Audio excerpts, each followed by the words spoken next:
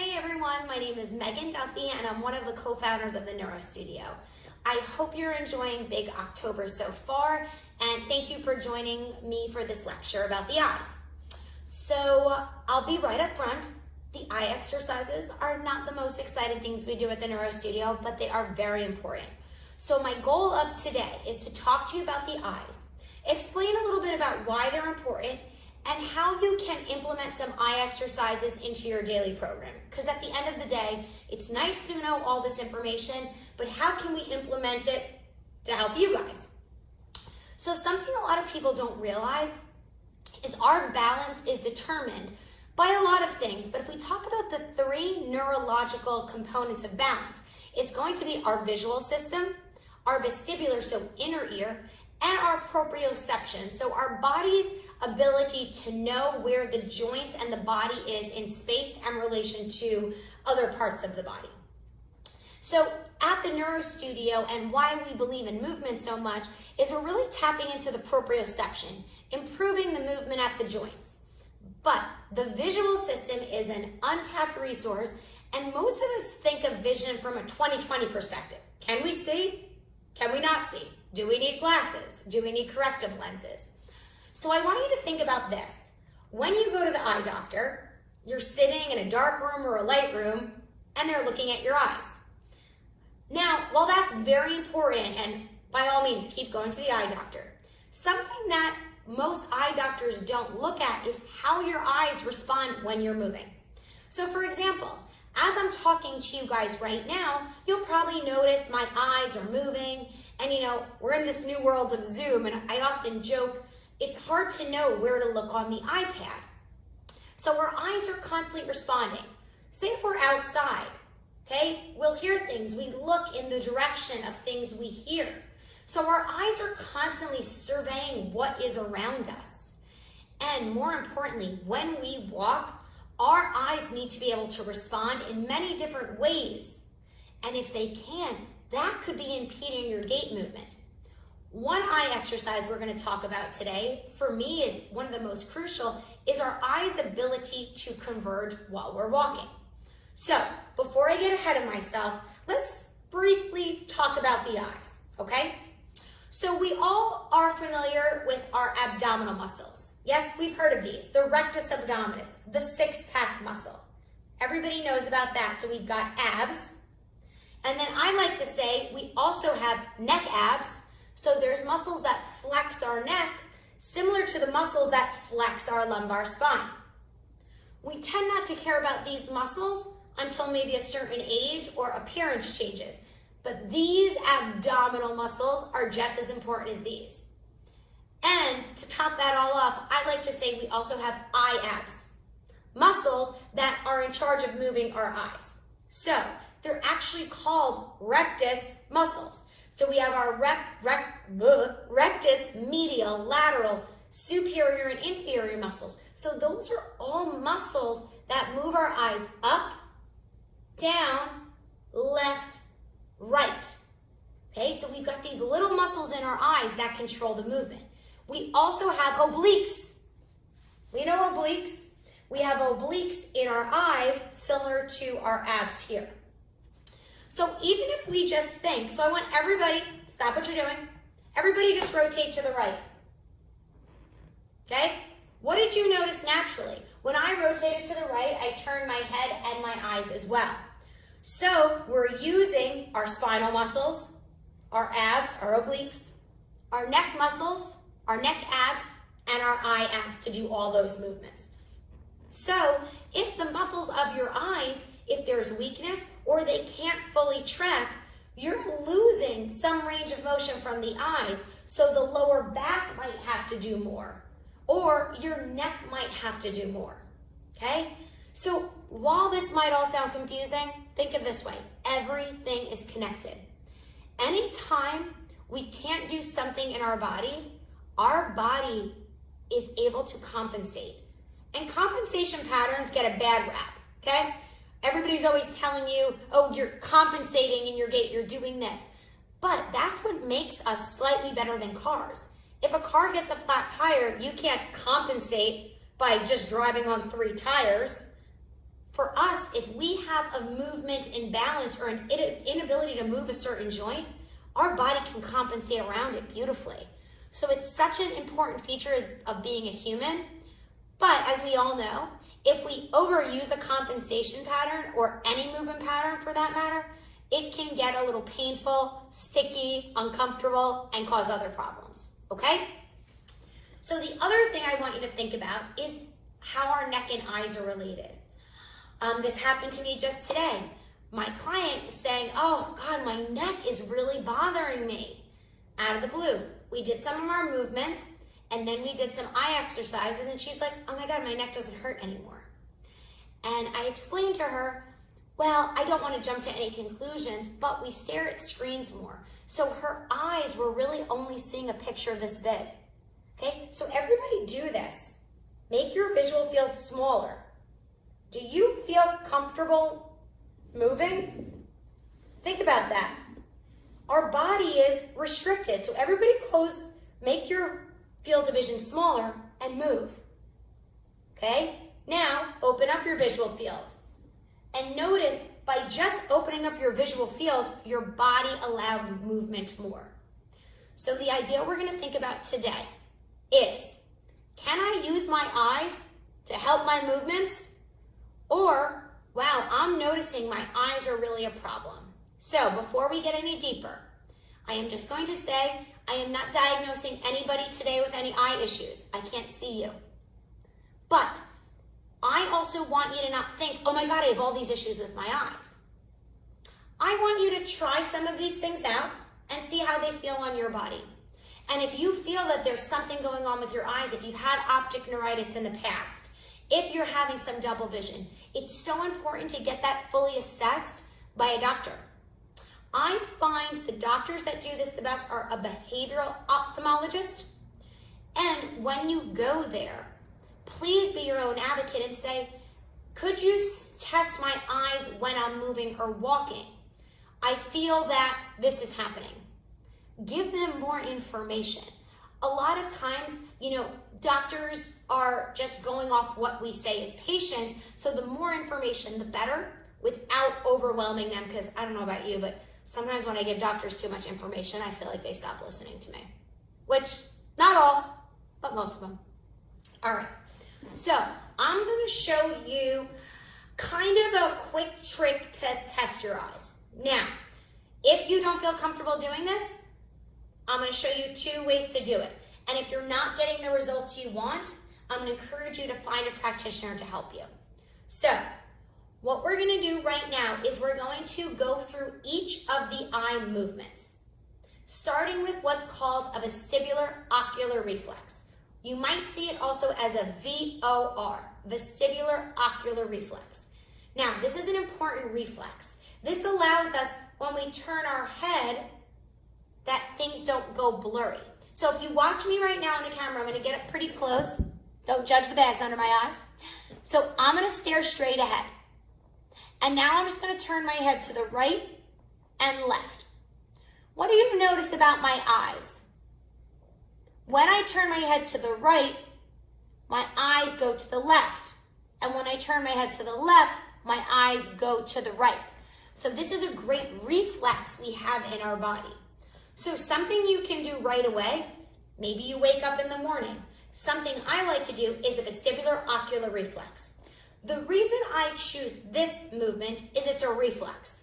I always like my body to kind of recalibrate itself.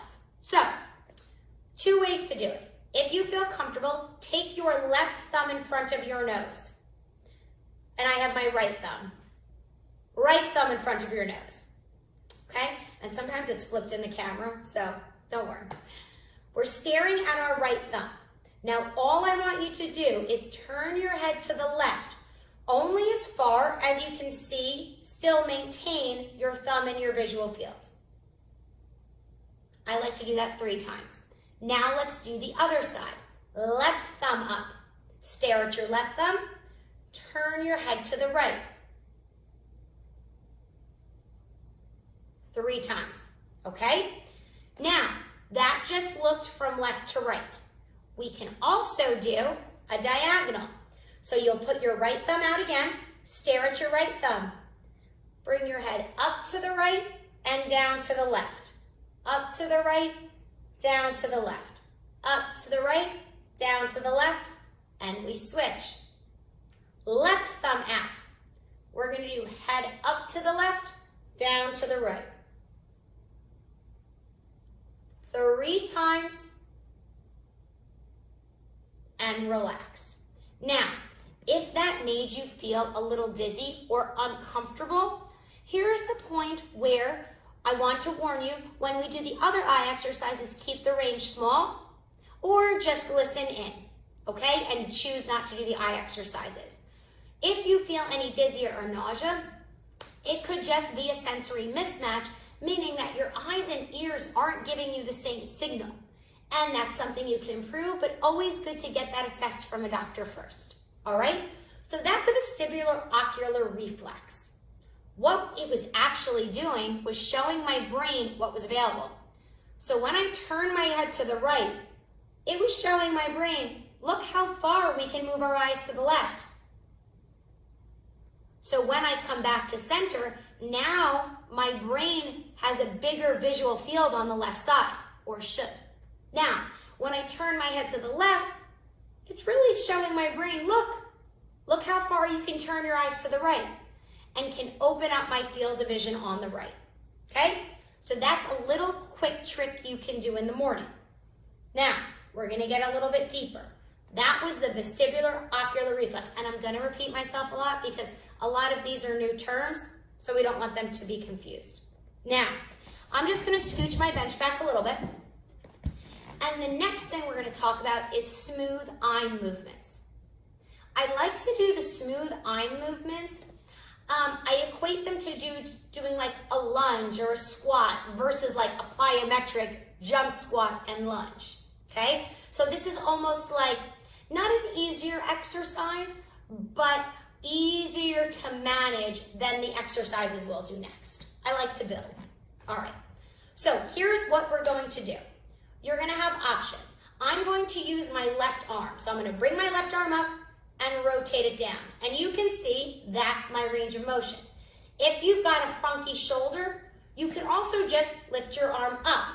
And don't force it, just go up as high as it feels comfortably. So this is where it's comfortable and I don't need to work. Another way you can do this is you can reach down and touch your toes, okay? Whatever you decide to do, I want you using the same test. Now we're going to use range of motion as a test to see if the eye exercise was good, all right?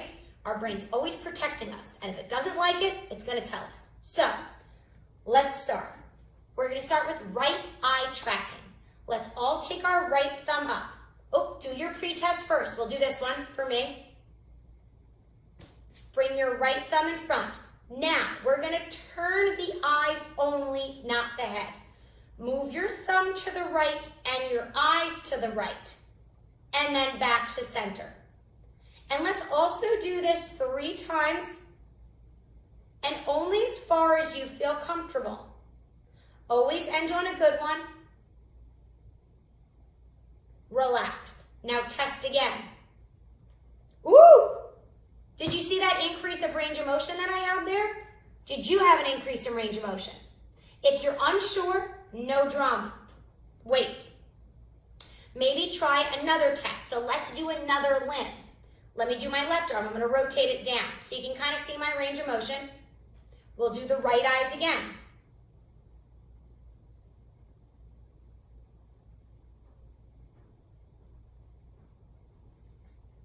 Test it again. Slight increase as well. Now, people kind of freak out because they're like, oh, did you just fix my shoulder? As soon as I get up and walk and move around, it's going to go back to my baseline. All I'm doing is by doing an eye exercise, it's basically showing my brain what's available, calming my nervous system down, and allowing an increase in range of motion. So I always think of the brain like a helicopter mom. It's always going to be protecting. So if it doesn't think something's available, it's going to say, you're not stable enough to do that movement. But by exercising and moving my eyes, that might have been the trick to stabilize me enough to move my limb. Okay? Now, if you don't like that test, I always say the breath doesn't lie. So, what you're gonna do now is take a nice inhale through your nose and exhale through your nose.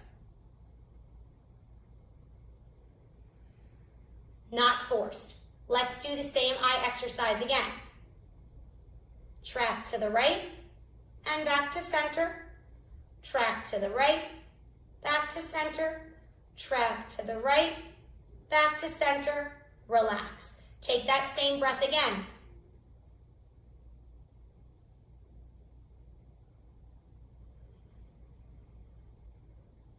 Did you notice how much longer my inhale and exhale were? Now, it should feel less effort to breathe.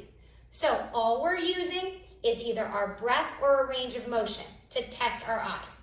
Now, let's talk about if you just did that and you got a decrease of range of motion. So I'm going to show you this. There's my baseline. Now, I'm going to go too big of a range of motion, so watch this.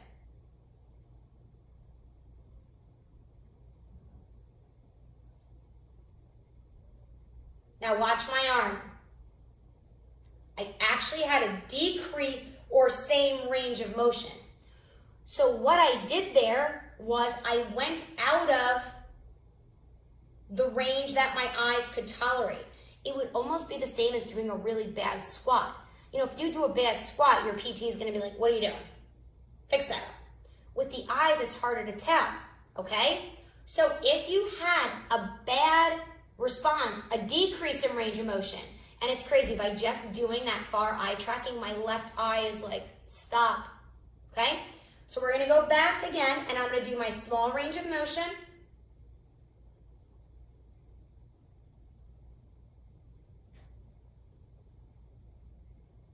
Okay? Now, I ain't fibbing, that was my range. And because one of my clients is like, I don't believe you. And I made her, I'm like, feel my arm, it won't go up any higher. And she's like, oh, damn. All right, so that is one way to test your eyes, using range of motion or breath, okay? Now, I want to kind of shoot it to everybody straight. I don't love my clients doing eye exercises sitting still.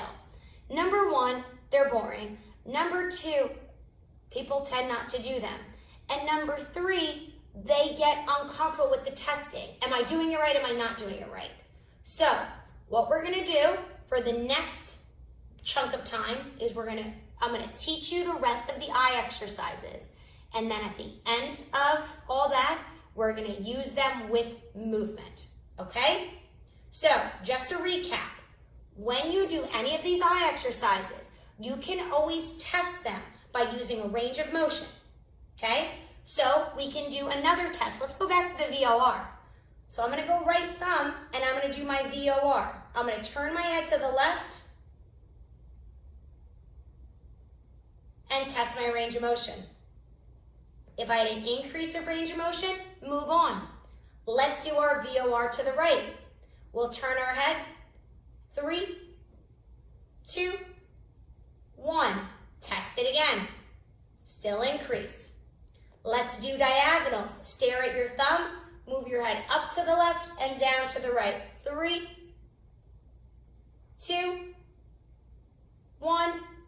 Test it. Other side. 3, 2, 1, and test it. Okay, so all those VORs were successful for me. That's great. Now, if they weren't, I would then prescribe my clients specific eye exercises to correct them, okay?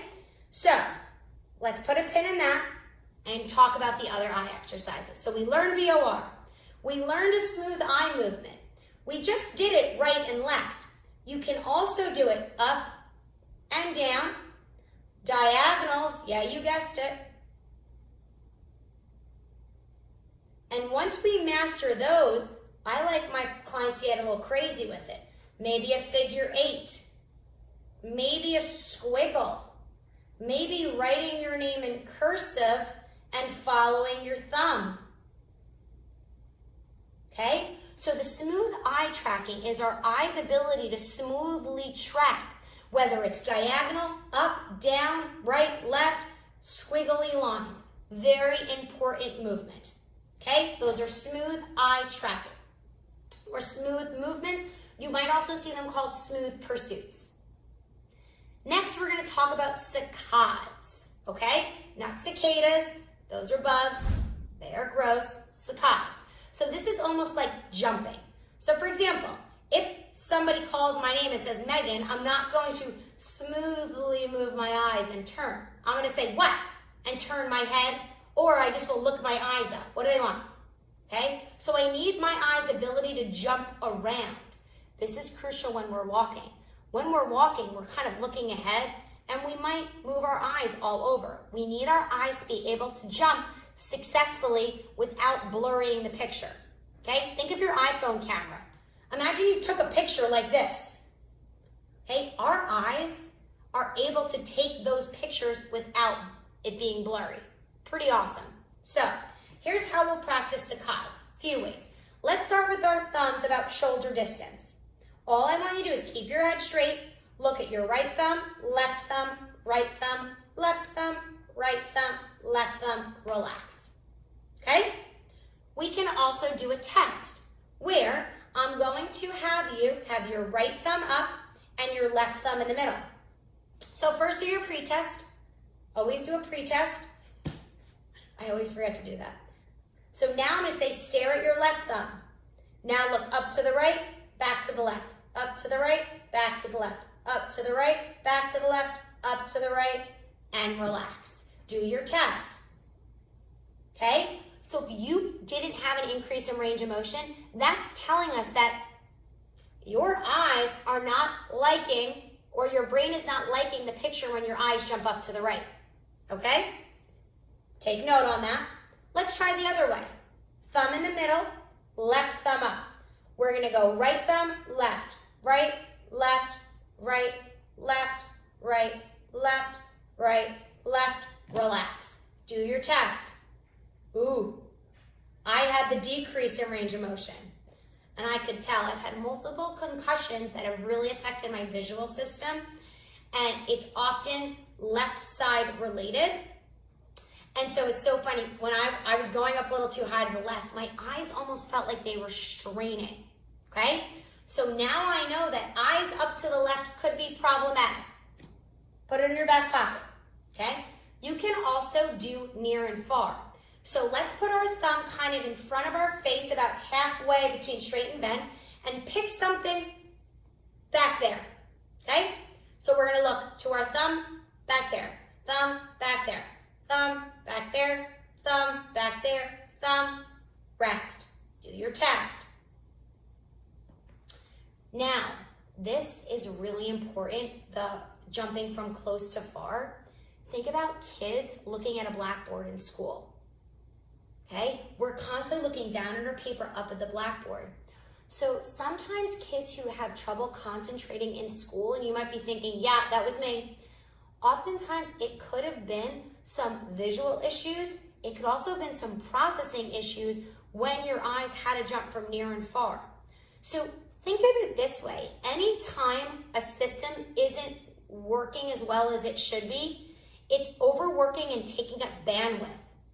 So any parent will understand this, or any person who's managing, I mean, if you're managing multiple sclerosis, you guys know every day can be different. So you kind of never know, and sometimes I call it when the water overflows. It happened to me today. We're expecting delivery. Things did not go smooth, and I lost it because I didn't have enough bandwidth. I just didn't have enough. So imagine this kid trying to concentrate on what the teacher's saying and process it and read the notes and write things down. But there's a delay in the processing, or there's an issue visually jumping and they can't see the board. Okay, so it's going to take them more time for their eyes to focus. Can you see how that could really frustrate and cause somebody to shut down? Okay, so I want you to think about how unique your brain is and body. And think with your MS, what are your triggers? Meaning, what are your symptoms? You know, I'm thinking of Suzanne, who's been a client of mine for almost 10 years, she's family, she knows she'll get a ringing in her ear, she'll get a burning in her foot, left foot, that'll kind of travel up, and when it starts going into her ear, it becomes unmanageable. It becomes a nerve pain that is unbearable. So she knows kind of her triggers, and she knows, I need to change my game here. So I want you to think about, hey, could my eyes be a trigger that's making my whole system work harder? Or maybe you're thinking, these eye exercises feel great to me. Maybe I can add them in to strengthen my visual system, to improve my balance, to give bandwidth to something else, okay? So remember, we're each so unique, which is awesome, but that's why, we say, Mariska and I, when we teach our workshops to professionals, is we say, if you've seen one case of MS, you've only seen one case of MS. Everybody is so unique in their presentation, and what works for one person doesn't work for another. So on the Neuro Studio, we have a lot of options for you guys, but we do recommend having a practitioner that listens. Finding someone that you can work with that is really gonna help you break these things down and say, I see that your eyes aren't tracking up to the left. That might be affecting everything you do on your left side. And let's work on that, okay? Back to the eyes. I have ADD. You'll see my brain jumping all over the place, but I always close up the conversation. So we did our smooth movements. Let's recap. That's the smooth tracking of our eyes. Saccades, which is almost an eye plyometrics, where our eyes will be jumping. Now, the last one, which I feel is I don't want to say most important, they're all important. Convergence and divergence. So this is crucial when we're walking. So let's do it right now. You might have heard this pencil push-ups. So I want you to bring your thumb far away. And I want you to slowly bring your thumb towards you. If it starts to split, stop. If it starts to split, focus on it and try to bring both pictures together. If you cannot do that, move your thumb a little further away. Now slowly bring your thumb away from you. Let's do that again. Bring the thumb towards your nose, staring at the fingernail. If the picture splits, bring it back to one picture and then go back out. Let's do one more.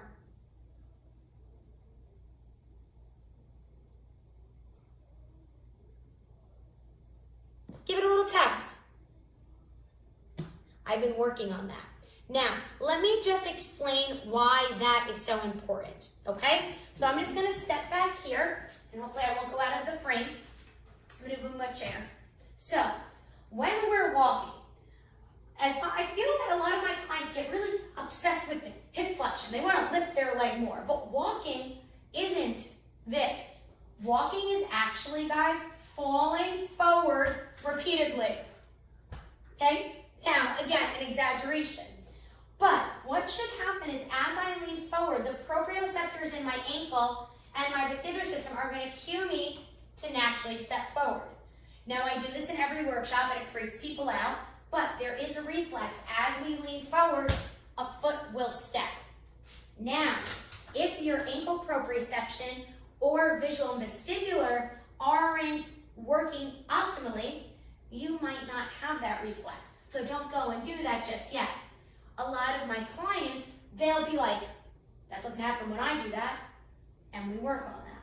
So some of the requirements for walking are balance, okay? It's technically single leg balance repeatedly. So we need a good visual, vestibular, and proprioceptive system. You also need the ability to bear weight on one foot and stabilize. And number 3, you need forward momentum. So as I'm walking towards you guys, guess what my eyes have to do? They have to converge, okay? If your eyes can't converge, you're not going to be able to lean forward. What you're actually going to be doing is you'll lean back a little bit. And you're doing that because your eyes can't converge. Now, hold on a minute. You might be doing that for also other reasons. But a lot of times, because our eyes can't converge, we try to give ourselves and depending if you're near or far-sighted, you gotta move it, right? We all know that. Oh, shit, okay? So, same thing with walking. So I want you guys to practice this, all right? Here's how we're gonna do it. Let's get back into our seated position. Now, I'm actually gonna sit into a chair now. So I'll be a little further away. So here's how we're gonna practice this seated. Take your right foot behind, and we'll have our right arm up. We're just going to slowly start. Bring the thumb only as close as you can so it doesn't split. I don't want to deal with that yet. Just bring it in and back out. Bring it in and back out. Bring it in and back out. Take an inhale and an exhale. Let's switch to the other side. Bring the thumb in and out. And what's so interesting about this is, I was noticing last week, I get bad migraines and vertigo from my concussions. I noticed when I was converging, watch what I was actually doing. And I did not realize I was doing that, guys, until I watched the video I sent my client. I was like, oh my God. And it's because I haven't been doing my homework. That's the truth, all right? So that's step one. Now, if that you felt good there, we move to step two. I want you to lean forward and back. So I'm going to show it to you from the side.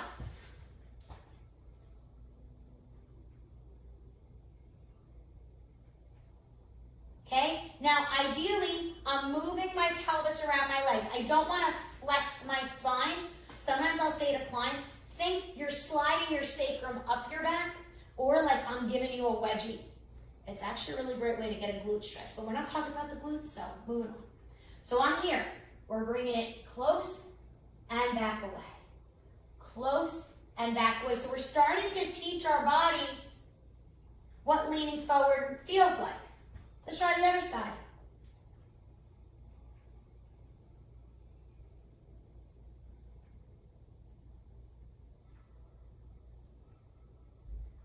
And relax. How'd you feel? All right? If you were like, I feel a little dizzy, I didn't like it, I want you to go back to this one or just hang tight, okay?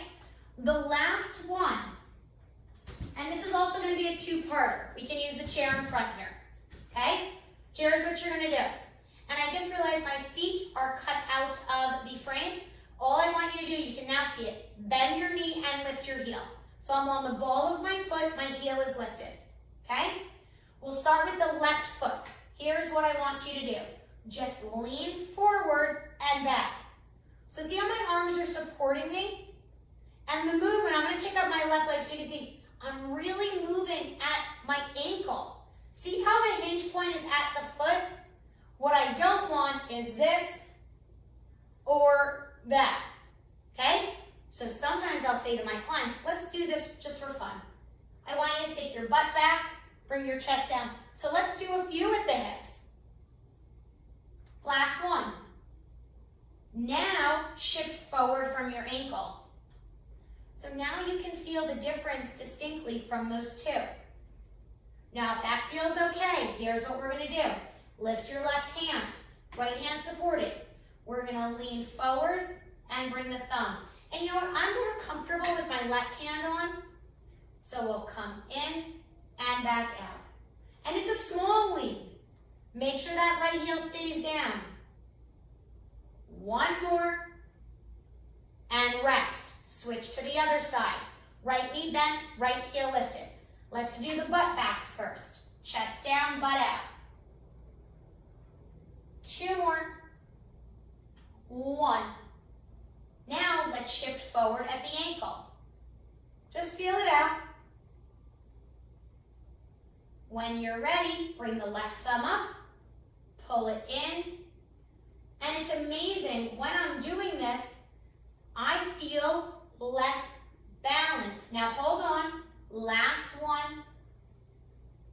I want you to embrace the balance checks. I know, they're scary, but when you're feeling off balance and you give your system the ability to adjust and recalibrate, that's your opportunity for your brain to learn. So you know gymnasts, when they stick the landing, okay, they're actually out-training their body's response to things, okay? But we're not gymnasts. We're not trying to get a gold medal here. So what I want you to do is follow your body's responses. Let the body shift and catch itself so it learns, all right? Now, the last step of this, right leg, left leg back, heel is lifted, knee is bent, okay? So from here, we're gonna shift our weight back into the left foot. You're just gonna bend your knee and lift your heel. This is more complex than it looks. It's 3 joints. We've got hip flexion, knee flexion, plantar flexion, and toe extension. That's 4. Okay? This is the movement. If you're ready, bring your thumb towards your nose as you do this. 1 more. And switch. Left foot in front, right foot back. Shift back into your right foot. When you're ready, come forward. And the feet should not be so far apart, just as if you took a step forward. I say no dinosaur steps, normal steps. And you see what I'm even doing? Okay? So when you're ready, add the thumb in. 4, 3, 2, and 1. Take a moment, readjust, maybe take, if that's available to you, maybe take a few steps. Walk around, see if your body feels any different. Just be careful, use any, if you need to use a cane, if you need to use whatever you use to walk, try it and see how it feels. I'll give you a moment. Okay? So there were a lot of progressions there. Okay? That was a lot of time we just did. This whole webinar is going to be about 45 minutes. I don't want you doing 45 minutes of eye exercises a day. Okay? So, if you liked that convergence drill and you felt good after the last one, maybe you do this. Shift forward and back 3 times. Hold it. Thumb 3 times. Thumb and the shift forward. Okay? So you showed your body what it needs to do. You made sure your eyes could do it and then do it together. And why do I pick 3 reps? Easy. They're eye exercises. We don't want to overwork the eyes. We already overwork them all day long looking at screens and things. So 3 reps is usually a good number. And any more of that, people often stop paying attention and lose focus, and they're not good reps anyway. So do 3 good ones, get in, get out, move on. All right? If you hated that standing convergence, I want you just maybe committing every day, taking a spoon, a thumb, a pencil, and working those pencil push-ups. Okay? If it splits, try to bring the picture back together and working on strengthening your eyes, okay? That's the convergence drill. Did we love it? Did we hate it? I know it kind of seems like, but let me tell you, it's made a huge difference for a lot of my clients creating that forward momentum they didn't even realize they were missing. All right? So for the last about 5-ish minutes, we're gonna move a little bit. So our recap. Number 1, I forgot one. VOR cancellation. So do we all remember what the VOR is? When we do the VOR, we turn our eyes go in the opposite direction of our head. But we also need to be able to move eyes and head at the same time. So what you can do is pick different things in your room, turn your eyes and head to see it. Eyes and head to see it. Eyes and head to see it. Eyes and head to see it. Eyes and head to see it. Okay? That's a VOR cancellation. All right. So in less than a minute, I'm going to review them all. Number 1, VOR, vestibular ocular reflex. That is when our eyes go in the opposite direction of our head reflexively.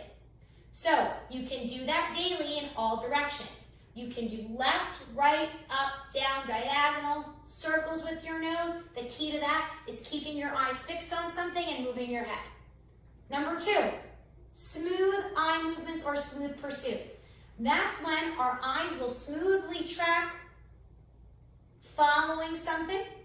You can use a laser pointer, a spoon, your thumb. You can use lines on the wall. Start with left and right, up and down, diagonals. I actually love diagonals because the oblique muscles actually have more of an attachment to the skull, so it can really give you a nice sphenoid adjustment as well. Just don't push it. Then you can get creative with the smooth pursuits. Saccades are eye plyometrics. Number 3, those are eyes jumping without the head. So I'm going to do eyes to the right, eyes to the left. You can also add in head movements. Eyes to the right, head to the right, eyes to the left, head. Okay? Convergence and divergence. That would be the eyes coming in and down and going out. Okay? Last one, the VOR cancellation, turning your head and the eyes in the same direction. All right?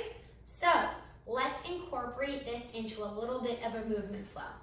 We ready? And all the eye movements should enhance your range of motion.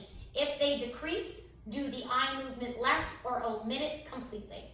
Are you ready? So from here, we're going to take our right arm up towards our ear and rotate our spine around and come back to center. From here, take that same right arm up, reach it out to a T and rotate around. Back to center. Stare at your right thumb. Move your thumb to the right and follow it with your eyes. Only move it as far as you can keep the thumb in your visual field. Hold it out on the next one. Now, carefully keep your eyes still on your thumb and turn your head to the right and left. Right and left. Only as much as you can keep that thumb in your visual field. Bring your head to center. Now continually follow your thumb with your eyes and keep following it with your body, rotating all the way around and back to center. I always feel like I'm going to have an exorcism there. All right. Now, just follow your thumb with your eyes. Keep following it. Keep following it. Let your body move. And come back to center. One more time. Follow your thumb with your eyes. Move your body as needed. Keep letting those eyes follow the thumb. And back to center. Lower the thumb. Close your eyes. From here, I want you to do a figure 8 with your head. This is a bit of a vestibular challenge, which we didn't talk about today. Rest. Open your eyes, let them adjust. Stare at your right thumb again. Watch your thumb go up and down. Up and down. Let's go up and keep moving that arm, following the thumb as we rotate backwards and back up. Follow the thumb with the eyes and back. One more.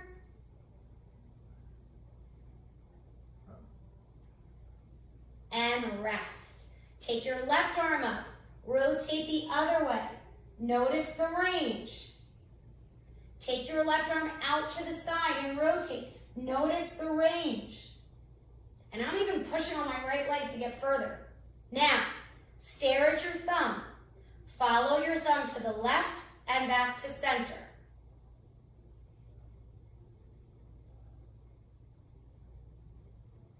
Stare at the thumb. Now, don't move your eyes, just move your head.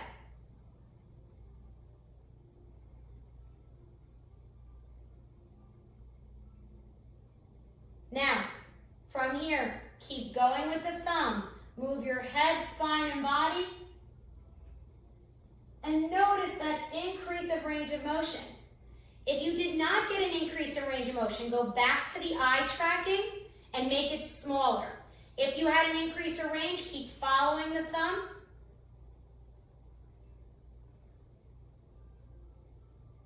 It never ceases to amaze me how The brain is always protecting us, and just giving it a little bit more information, it really opens up.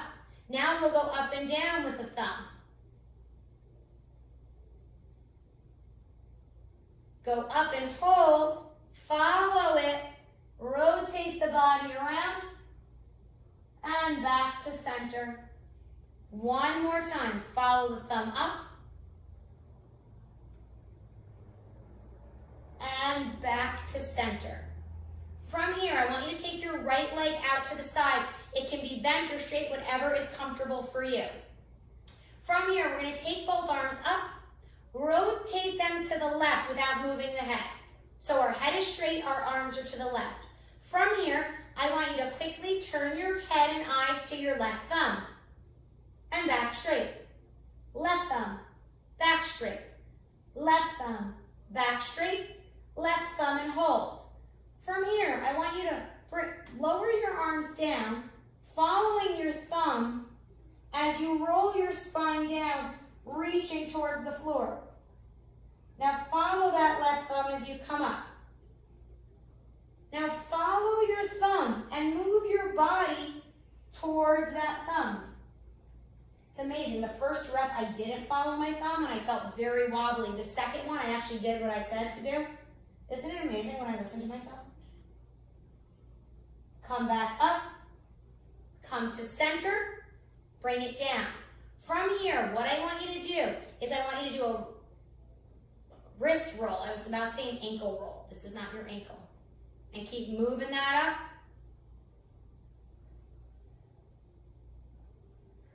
up. And bringing it back down the other way. Good, hold it there. Lift the left thumb, staring at it. From here, I want you to follow your thumb to the left and rotate as far as you feel comfortable. Hold it back there. In this position, I want you to lift your thumb up and come back around. Okay? So we're going to rotate following the thumb.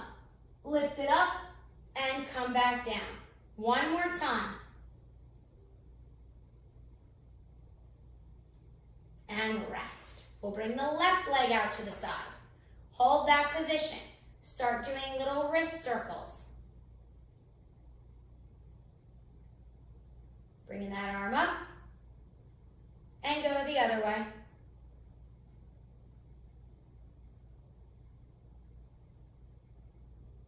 Beautiful. Bring that right thumb up.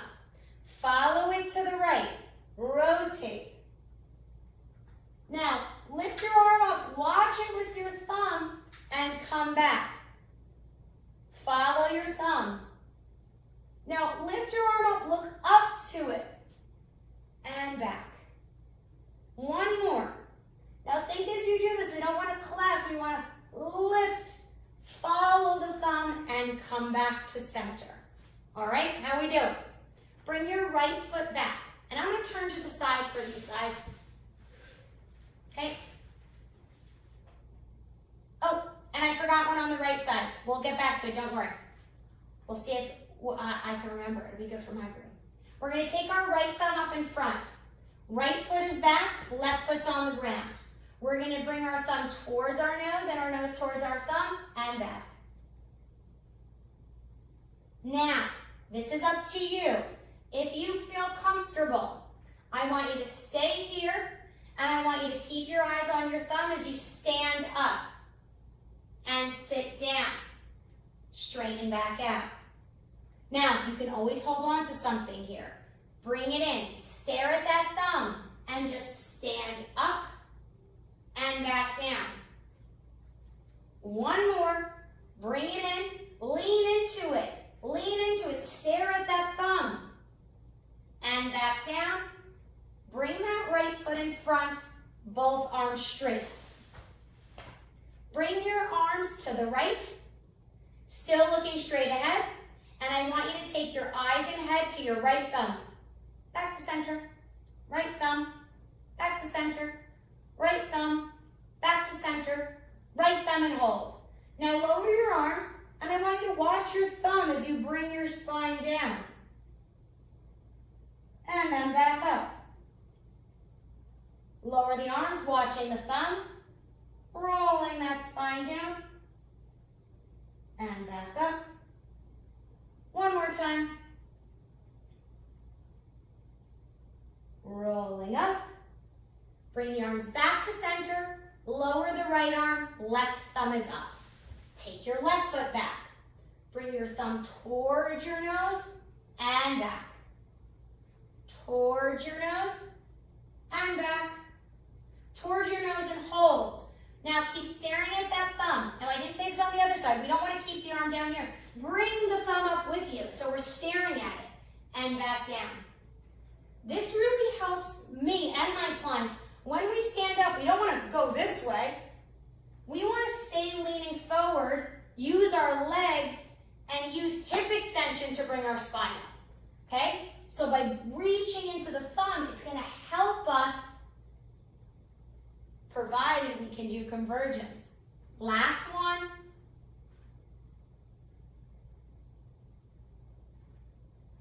Rest and down.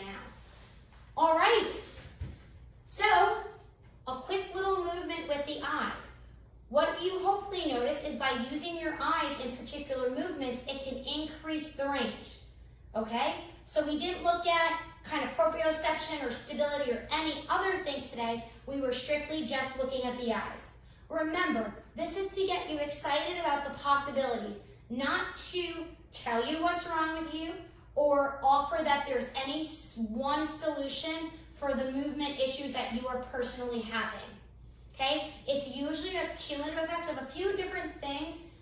Think of it like maybe the upper body speaking Greek, the lower body speaking Russian, and the eyes are speaking French. We need everybody to communicate together. So by using these different eye exercises, that can help the eyes move just as much as the limbs. So if anything today, hopefully you're a little excited about the eyes, maybe a little confused, frustrated, and frustration is good.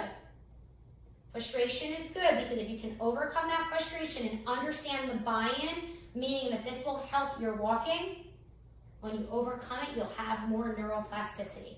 So stick with it, ask questions, ask your neurologist, ask your eye doctor, ask your Pilates teacher, ask us at the Neuro Studio. That's why we're there. Email us. We love it.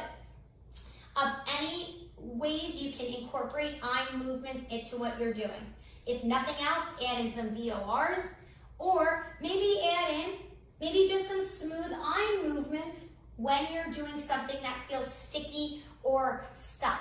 All right? I really hope you enjoyed this chat about the eyes. It was a lot of information, so don't get overwhelmed. And please reach out to Mariska or myself at the Neuro Studio if you have any questions. Thank you all so much.